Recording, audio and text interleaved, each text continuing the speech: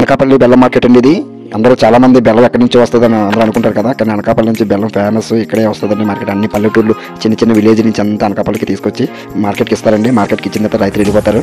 ఈ మార్కెట్ నుంచి అందరూ విజయనగరం, శ్రీకాకుళం, రాజమండ్రి, యలమంచిలి, ఏలూరు, తర్వాత అన్ని ఊళ్ళో వాళ్ళేనండి. మొత్తం ఏపీ, తెలంగాణ నుంచి అక్కడ కూడా ఈ బెల్లం పట్టుకెళ్ళి కిరాణా షాపులు అమ్ముతారు.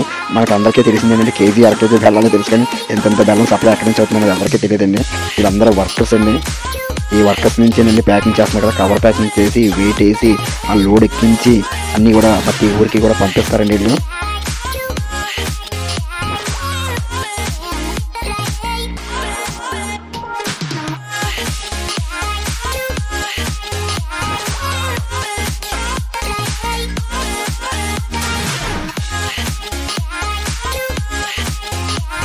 బెల్లం అంటే నాకు చాలా ఇష్టం అండి. చిన్నప్పటి నుంచి చాలా తినేవాడిని. ఇది మామూలు పావు కేజీ బెల్లం కొనుక్కొని జోబులో పెట్టుకొని తినుకొని వెళ్ళిపోయేవాడిని స్కూల్కి. అందుకే నాకు బెల్లం అంటే చాలా ఇష్టం అండి. ఈ వైట్ బెల్లం ఉంది కదా, ఈ వైట్ బెల్లం ఎక్కడికో పార్సల్ పంపిస్తున్నారు వెయిట్ వేసుకొని. ఇంకోటి ఏంటంటే బ్లాక్ బెల్లం ఉంది కదండి, అది వేరే వాళ్ళు పాడుకున్నారు. ఒక్కొక్కరికి ఒక్కొక్క బెల్లం నచ్చింది అనుకోండి, వాళ్ళు ప్యాక్ చేయించుకో. బెల్లం మార్కెట్లో చూసారు కదండి ఎలా వెయిట్ వేస్తున్నారు. ఈ బెల్లం అలా ఒక్కొక్కటి గోల్డ్ సంచికి ప్యాక్ చేస్తారండి. ఒక దిమ్మ ప్యాక్ చేసినందుకు 10 రూపాయలు ఇస్తారు వాళ్ళకి. ఆ ప్యాకింగ్ చేసిన డబ్బులేనండి వాళ్ళ కూలి డబ్బులు. దీనికి వేరే కూలి ఏమి ఉండదు. ఇప్పుడు బెల్లం ప్యాక్ చేసే వాళ్ళు వస్తారండి.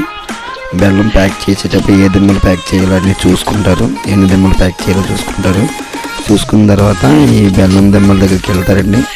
వెళ్ళి తాళ్ళు, గోళ్ళు అన్నీ అరేంజ్ చేసుకుంటారు. ఒక దిమ్మ కుట్టినందుకు 10 రూపీస్ ఇస్తారు వాళ్ళకి.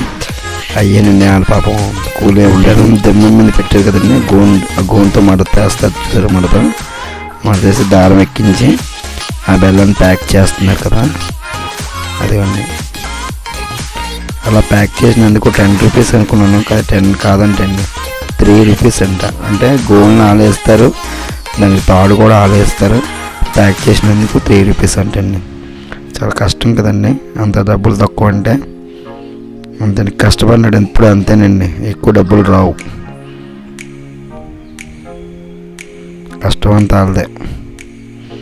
అలా ఎన్ని దిమ్మలు ప్యాక్ చేస్తే అన్ని మూలు అండి. అంటే మినిమము ఆయనకు 100 దిమ్మలు కాదు, 30 దిమ్మలు చేస్తే 90 రూపాయలు వస్తాయండి. 30 దిమ్మలు కొడితే 90 రూపాయలు. ఎన్ని దిమ్మలన్నీ ప్యాకింగ్ చేస్తారండి. అంటే ఒక్కొక్కరికి ఇన్ని దిమ్మలని ఇచ్చేస్తారనమాట. ఆ దిమ్మలు ప్యాక్ చేసుకుంటారు. ప్యాక్ చేసుకొని అన్నీ రెడీ చేసుకుని లారీలోకి లోడ్ ఎక్కించుకుంటారు అనమాట. ఎక్కించుకుని ట్రాన్స్పోర్ట్ అవుతాయండి. బెల్లం చూసారా చాలా బాగుంది కదా.